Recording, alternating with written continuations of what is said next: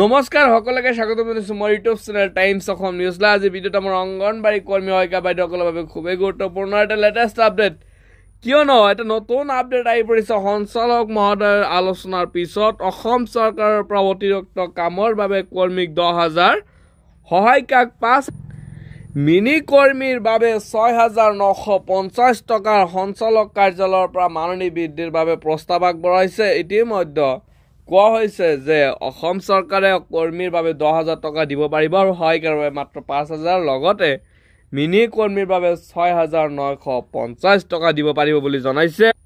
কিন্তু মেইন কথাটো হৈছে যে এই প্ৰস্তাৱ মানি লোৱা নাই অসম ৰাজ্যিক অংগনবাড়ী কৰ্মী সহায়িকা সন্থা।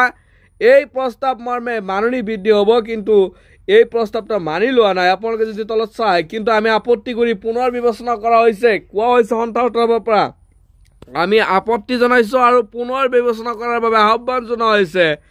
আৰু তলৰ প্ৰস্তাৱ দিছপুৰলৈ পঠিয়াই দিয়া হৈছে। আকৌ পুনৰ এটা প্ৰস্তাৱ দিয়া হৈছে। এইটোৰ প্ৰস্তাৱ দিছপুৰলৈ পঠাইছে।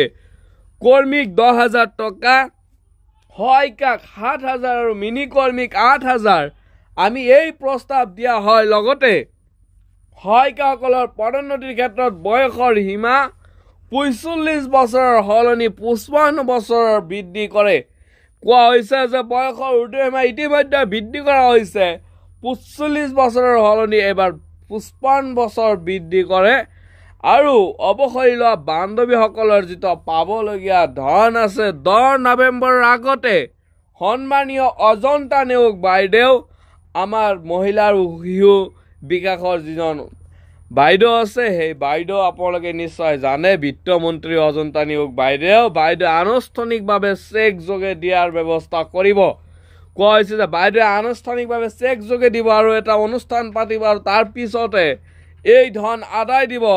আৰু 10 নৱেম্বৰৰ আগতে এই ধন আদায় দিয়াৰ কথা ইতিমধ্যে আহি পৰিছে। সেই বান্ধৱীসকলক আজিৰ পৰা কেন্দ্ৰৰ কৰ্তব্য পালন কৰিব লাগিব। ইয়াৰ সন্থাৰ তৰফৰ পৰা কোৱা হৈছে যে ৰাজ্যৰ যিবিলাক অংগনবাড়ী কৰ্মী সহায়িকা বান্ধৱী আছে, সকলোলৈ আহ্বান জনোৱা হৈছে যাতে আপোনালোকৰ যিখিনি কাম, যিখিনি দায়িত্ব, কেন্দ্ৰৰ কৰ্তব্য পালন কৰিব লাগিব। সকলো সময়মতে সকলো কাম কৰিব লাগিব। নিয়াৰাকৈ কেন্দ্ৰ পৰিচালনা কৰিবলৈ অনুৰোধ জনালোঁ আৰু কেন্দ্ৰটো ভালদৰে পৰিচালনা কৰিবলৈ অনুৰোধ জনোৱা হৈছে। ইয়াত আপোনালোকৰ অসম ৰাজ্যিক অংগনবাড়ী কৰ্মী সহায়িকা সন্থাৰ তৰফৰ পৰা আপডেট আহিছে। আৰু আপোনালোকৰ বাবে খুবেই এটা ভাল খবৰ আৰু এটা লেটেষ্ট আপডেট, আজিৰ দিনটোৰ ভিতৰতে সঞ্চালক মহোদয়ৰ পৰা লিখিত আহিব পাৰে। অতি সোনকালে আহি যাব, আজিৰ দিনৰ ভিতৰতে আহি যোৱাৰ সম্ভাৱনা আছে।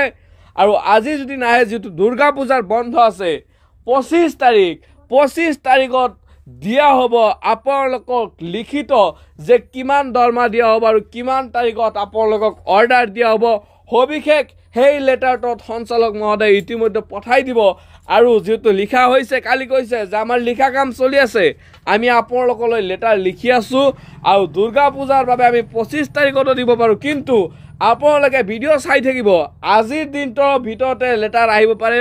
কিন্তু আপোনালোকে ভিডিঅ'টো বেছিকৈ শ্বেয়াৰ কৰিব আৰু ভিডিঅ'ৰ যিটো চেনেল আছে, চেনেলটো ছাবস্ক্ৰাইব কৰি ল'ব, কিয়নো ছাবস্ক্ৰাইব কৰিলে আগতীয়াকৈ আপোনালোকে লেটাৰখন চাব পাৰিব। সঞ্চালক মহোদয়ৰ চিল মোহৰ থাকিব, তাতে আপোনালোকে সেই লেটাৰটো আগতীয়াকৈ চাব পাৰিব।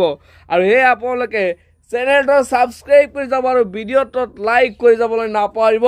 ভিডিঅ'টো যিমান পাৰে সিমান শ্বেয়াৰ কৰি দিব, যাতে আপোনালোকৰ অংগনবাড়ী বাইদেউসকলে এইখিনি জানিব পাৰে। আৰু আপোনালোকৰ যিখিনি কাম, কেন্দ্ৰৰ কাম, লগতে যিখিনি বস্তু আছে, সেই বস্তু অফিচৰ পৰা ইতিমধ্যে ল'বলৈ কোৱা হৈছে।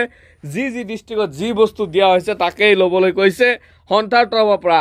আৰু কোৱা হৈছে যে কেন্দ্ৰৰ কামসমূহ সঠিকভাৱে চলাবলৈ কোৱা হৈছে, যিহেতু আপোনালোকৰ ওপৰতে শিশুৰ প্ৰথম ভৱিষ্যতৰ স্তৰ নিৰ্ভৰ কৰে। আপোনালোকে শিশুক যত্ন ল'ব পাৰে, যাতে অতি সোনকালে আপোনালোকে যাতে যত্ন লয়, সেই কথা সন্থাৰ তৰফৰ পৰা কোৱা হৈছে যে আপোনালোকে কেন্দ্ৰৰ কাম সঠিকভাৱে চলাই থাকক।